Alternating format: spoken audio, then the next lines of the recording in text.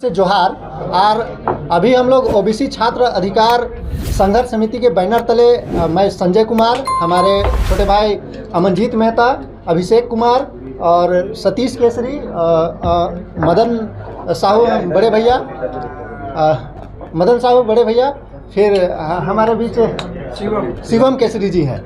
तो सभी को और से एक बार पुनः जोहार रहेगा।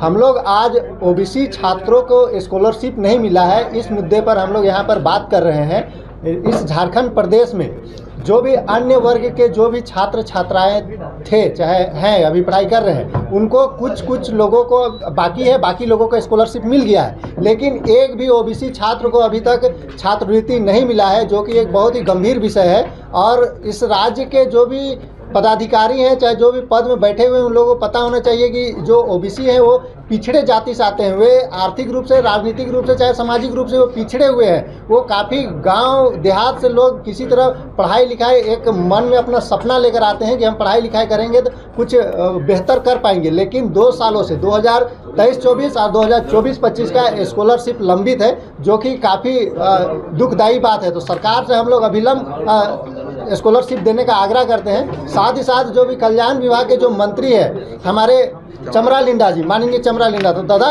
रौर से आग्रह है कि हमरे के पढ़े के लिखे के लिए हमरे के स्कॉलरशिप दे। हमरे यहाँ प्रेस कॉन्फ्रेंस चाहे राजनीति चमकाए ले नहीं आएगी, हमरे पढ़वैया छात्र है कि जितना जल्दी हुई हमरे के स्कॉलरशिप दे दे। तो तो कह रही कि 1 अप्रैल के देवब, लेकिन 1 अप्रैल के मूर्ख दिवस रहे तो शायद हमरे के मूर्ख बना दिले। तो और आगे तो कहे इसकी 15 तारीख के देवब, तो 15 तारीख के हमरे आसरा देखा थी, अगर रौरे नहीं देवब स्कॉलरशिप तो हमरे सड़क में उतर के आंदोलन कराओ। और साथ ही साथ एक कहे चाहिए कि इस राज्य में तो आप लोग मैया समान योजना चला रहे हैं, बहुत ही अच्छी बात है, चलाना चाहिए और बच्चियों को भी उनका हक अधिकार मिलना चाहिए। लेकिन साथ साथ जो यहाँ के छात्र हैं उनको स्कॉलरशिप जल्द से जल्द दिया जाए। कई बच्चे ऐसे हैं जो कि अपना पढ़ाई लिखाई को छोड़कर कुली मजदूरी काम करने के लिए विवश हैं, तो ये प्रदेश में नहीं होना चाहिए। यहाँ के छात्रों को स्कॉलरशिप मिलना चाहिए।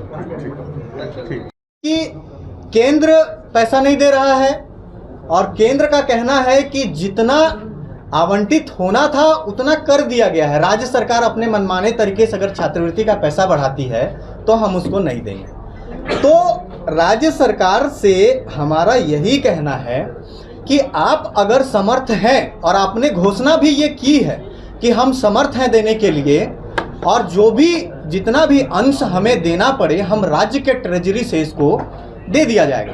तो बार बार इसमें विलंब क्यों किया जा रहा है? सबसे बड़ा सवाल तो यही है। अगर आपके पास पर्याप्त राशि है राज्य के ट्रेजरी में तो आप इसको इशू करिए, और अगर आपके पास पर्याप्त नहीं है तो ये भी छात्रों को कम से कम बोल दीजिए ना कि हम नहीं दे पाएंगे।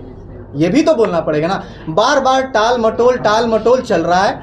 और इसके बाद का मुद्दा ये भी है कि 23-24 का मामला लंबित है छात्रवृत्ति का, 24-25 का भी लंबित है।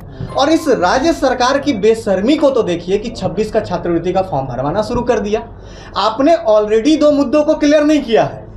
आप जो है ये छात्रों के भविष्य के साथ सीधे तौर पर खिलवाड़ ही तो है। अब चलिए आगे चलते हैं केंद्र की बातों पे। केंद्र का कहना है कि हमारी सरकार होती अगर झारखंड में तो हम बेहतर काम करते, ये भी दावा किया जाता है। लेकिन हमेशा से केंद्र की ये मंशा रही है झारखंड में। अगर आज झारखंड के पास 30 लोकसभा की सीटें अगर होती ना, तो आज हमारा इज्जत केंद्र के सामने कुछ ज़्यादा होता। 14 सिर्फ है, 14 से उनके सरकार पे कोई खास इफेक्ट पड़ना नहीं है। उसमें से भी 5 आदिवासी सीट है। 5 आदिवासी सीटों से होता क्या, उन्हें तो मिलता नहीं है। तो 7 सीट है, 7 से उन्हें कोई फर्क पड़ना नहीं है। झारखंड की अनदेखी वे हमेशा करते आए हैं। 2000 से लेकर के 2026 तक केंद्र सरकार ने झारखंड राज्य के लिए क्या किया? इस बार के बजट में बनाया भी एक हॉस्पिटल, तो पागल खाना बना रहा है। अरे भाई कुछ अच्छा दीजिए राज्य को जिससे कुछ हो। दूसरा मुद्दा यह है, हमेशा झारखंड राज्य को खनिजों के तौर पर लूटने का काम केंद्र सरकार ने किया। यहाँ के जंगलों को वीरान बनाया, यहाँ के जमीनों को वीरान बनाया, यहाँ के जल जंगल और जमीन को दूषित किया। बदले में इस राज्य को कुछ नहीं दिया। सबसे बड़ा एग्जाम्पल आज के टाइम पे है झरिया कोलफील्ड, जो पूरी तरह से बर्बाद हो चुकी है।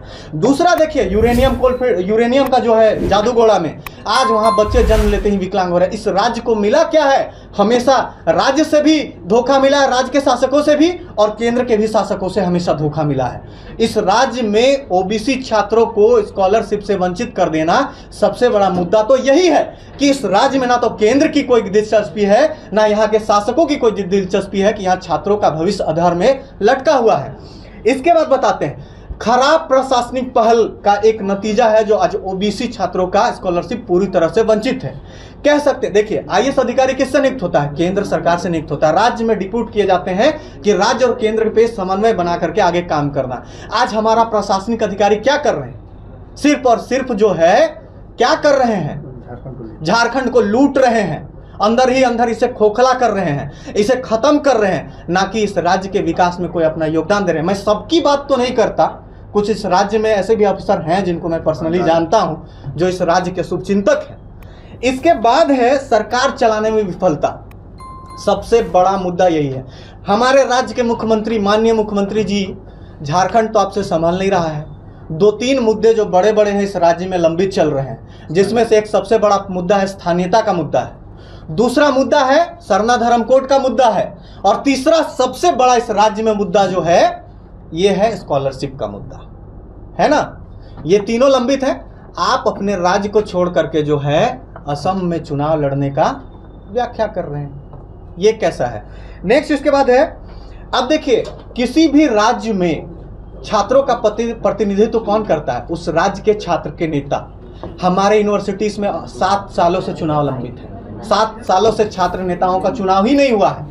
आज ये स्थिति है कि एक यूनिवर्सिटी में किसी भी समस्या हो, छात्रवृत्ति हो, कुछ भी हो, उसके उस मुद्दे पर खड़ा होकर के बोलने के लिए एक छात्र नेता नहीं है। हमारा संगठन छात्रों का पूरे झारखंड में कमजोर कर दिया गया है। खास करके ओबीसी छात्रों के साथ जो अवहेलना और उनको अनदेखी किया जा रहा है, वैसा अनदेखी कभी नहीं हुआ है। ठीक है, अब आपको जो है यही बोल करके हम